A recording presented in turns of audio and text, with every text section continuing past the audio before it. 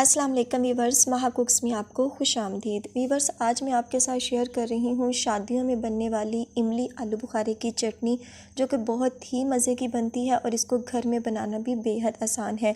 चटपटी सी, जायकेदार, टेस्टी सी, हर एक किसी की फ़ेवरेट है। तो चले बनाते हैं इमली आलू बुखारे की चटनी। घर पर कैसे तैयार होती है, आइए देखते हैं। बिस्मिल्लाहिर्रहमानिर्रहीम। तो वीवर्स, ये है मेरे पास आलू बुखारा। 1 पाव मैंने लिया था और इसको धोकर मैंने अच्छी तरह से इसको पानी में भिगो दिया है। और ये देखिए, पूरी रात के लिए मैंने इसको भिगो दिया था। अब ये सॉफ्ट हो चुका है और इसमें गुठली मौजूद है। तो हमने इसको ऐसे ही इस्तेमाल करना है, इसकी गुठलियाँ हमने नहीं निकालनी। और वीवर्स, ये है मेरे पास खुबानी, खुश्क खुबानी जो होती है, 7 से 8 अदद पीस मैंने लिए थे। और ये देखें, इसको अब जब हम तोड़ेंगे ना तो इसकी गुठली बाहर आ जाएगी। इसको भी मैंने पूरी रात के लिए भिगो दिया था। ये देखें, बहुत सॉफ्ट हो चुकी है, नरम हो चुकी है। दोनों चीज़ों को मैंने इस तरह से भिगो दिया था। तो अब हमने एक बड़ा वाला बाउल ले लेना है और उसमें दोनों चीज़ों को हमने शामिल कर देना है। जो आपने देखा होगा शादियों में जब हम ये चटनी खाते हैं तो जो आलू बुखारे की गुठली नहीं निकली होती, लेकिन जो इमली है उसकी गुठली हमें नज़र नहीं आती। इसलिए आलू बुखारे की गुठली को हम वैसे ही रहने देंगे, जबकि हमारे पास जो खुबानी है उसकी गुठली को हम निकाल देंगे। तो वीवर्स, तमाम खुबानियों को पानी समेत हमने वो भी इसमें बाउल में शामिल कर दिया है, शिफ्ट कर दिया है। और वीवर्स, ये है मेरे पास इमली, इसको भी मैंने भिगो दिया था पूरी रात के लिए। 1 पाव है ये भी मेरे पास और इसकी तमाम गुठलियाँ मैंने निकाल कर इसको अच्छी तरह से ग्राइंड कर लिया है। और आप ये देख रहे हैं, बहुत स्मूथ सा इसका पेस्ट बन चुका है, लेकिन इसको फिर भी मैं छान रही हूँ ताकि इसके हमें जो ज़र्रे हैं, पत्ते हैं, जो भी चीज़ है एक्स्ट्रा सी, वो निकल जाए और हमें इसका साफ़ सुथरा सा पल्प मिल जाए। पल्प भी हमने इसमें शामिल कर लिया है। और यहाँ पर मैंने ली है एक कढ़ाई और इसमें अब हम ये तमाम चीज़ों को, तीनों चीज़ों को हम इसमें शामिल कर रहे हैं। अक्सर लोग इसमें खुबानी शामिल नहीं करते, लेकिन अगर आप इसमें खुबानी शामिल करेंगे तो इसका टेस्ट बहुत ही मज़े का बनेगा और ऐसा ही बनेगा जिस तरह शादियों में होता है। तो वीवर्स, अब हमने इसमें चीनी शामिल कर देनी है। ये हमने लेनी है 1 पाव। आप इसको कम या ज़्यादा कर सकते हैं। आप इसमें पहले थोड़ी सी शामिल करें और उसके बाद टेस्ट वाइज इसको बढ़ा भी सकते हैं। और वीवर्स, इसके बाद हम इसमें शामिल कर रहे हैं नमक। ये 1 टेबलस्पून हमने लिया है, ये बिल्कुल परफेक्ट है। और साथ ही 1 टेबलस्पून हमने क्रश सुर्ख मिर्च ली है।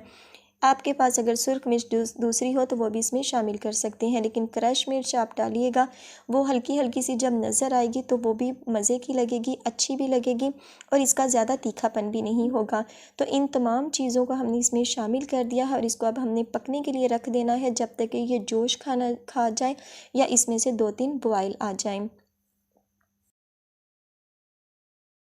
तो वीवर्स, ये देखें, यहाँ पर जो इमली की चटनी है, आलू बुखारे और इमली की चटनी को 2-3 बॉयल आ चुके हैं और ये इस कंडीशन में आ चुकी है। तो अब हमने यहाँ पर इसमें थोड़े से मसाला जात शामिल करने हैं। ये है मेरे पास दालचीनी, 2 स्टिक्स मैंने इसकी ली हैं। लौंग है मेरे पास 7 से 8 अदद पीस मैंने लिए हैं।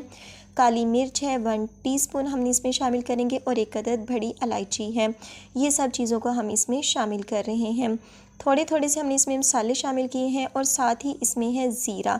सफ़ेद ज़ीरा हो या काला ज़ीरा हो, कोई भी आप इसमें शामिल कर दें, वो हमने 1 टेबलस्पून शामिल करना है। ये सब चीज़ों को शामिल करने के बाद ये है मेरे पास जामे शीरी।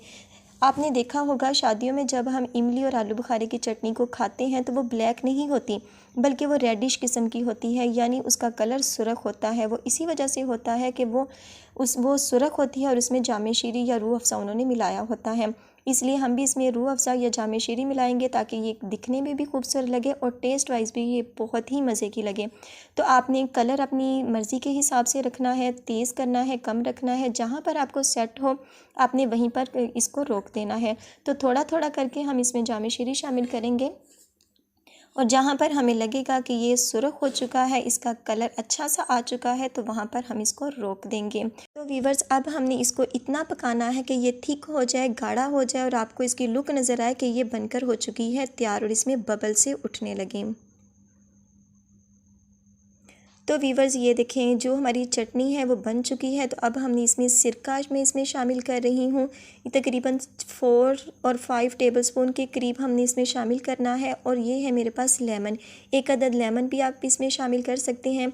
मैं भी इसमें 1 अदद लेमन शामिल कर रही हूँ। और अगर आपके पास हो टाटरी तो आप इसमें वो भी शामिल कर सकते हैं। अकेला सिरका भी आप इसमें शामिल कर सकते हैं। ये सब चीज़ें शामिल करने के बाद अगर आपने इसको स्टोर करना है तो हम इसमें शामिल करेंगे सोडियम बेंजोएट। अगर आपने इसको स्टोर नहीं करना, जल्दी से आपने इसको फिनिश कर लेना है, तो आप इसको स्टोर करके रख सकते हैं फ्रीज़र में। लेकिन वीवर्स, मैं इसको थोड़े से ज़्यादा टाइम के लिए स्टोर कर रही हूँ, तो इसलिए इसमें मैं सोडियम बेंजोएट का इस्तेमाल कर रही हूँ। तो ये देखें, ये थोड़ा सा मैं आपको क्लोज़ करने की कोशिश करके दिखाने की कोशिश कर रही हूँ। ये देखें, ये थोड़ा सा हमने लिया है, 1/2 से भी हाफ़ टी स्पून के करीब है।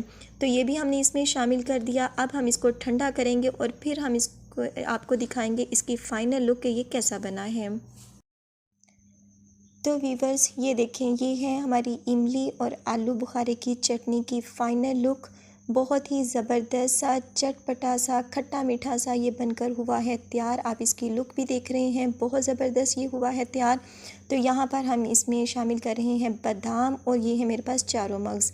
बादाम को भी हमने सारी रात के लिए भिगो दिया था और उसके छिलके उतार दिए थे, और इसको दरमियान में से 2 पीसीस कर लिया था। ये बहुत ही ज़रूरी है, और इसके बगैर तो यानी यूँ समझें कि ये दोनों चीज़ें इस चटनी की जान हैं। इनके बगैर ये चटनी बिल्कुल ही बेकार है। ये दिखने में भी खूबसूरत नहीं लगेगी और खाने में भी। और ये देखें, ये बिल्कुल ऐसे ही बनकर तैयार हुई है जिस तरह हम शादियों में खाते हैं, शादियों में इस्तेमाल करते हैं या देखते हैं। तो इसको आपने घर में ज़रूर ट्राई करना है और मुझे अपना फ़ीडबैक ज़रूर देना है कि आपको आज की ये रेसिपी कैसी लगी। बहुत सारी टफ़ रेसिपी को आसान करके दिखाने की मैं पूरी कोशिश करती हूँ, तो इसलिए अगर आपकी भी कोई रिक्वेस्ट हो तो आप मुझसे ज़रूर शेयर कीजिएगा। इंशाल्लाह मैं इसको भी पूरी करने की ज़रूर कोशिश करूँगी। तो वीवर्स, आखिर में वही रिक्वेस्ट कि वीडियो अच्छी लगे तो वीडियो को लाइक, और चैनल पर नए हो तो सब्सक्राइब करना मत भूलिएगा, और बेल आइकन को ज़रूर प्रेस कीजिएगा ताकि आने वाली हर नई वीडियो का नोटिफिकेशन आपको बर वक्त मिल सके। तो इंशाल्लाह मिलेंगे अपनी आने वाली किसी नेक्स्ट वीडियो के साथ। तब तक दुआओं में याद रखिएगा। अल्लाह पाक आपके हाथों और खानों में बरकतें अता फ़रमाए। अल्लाह हाफिज़।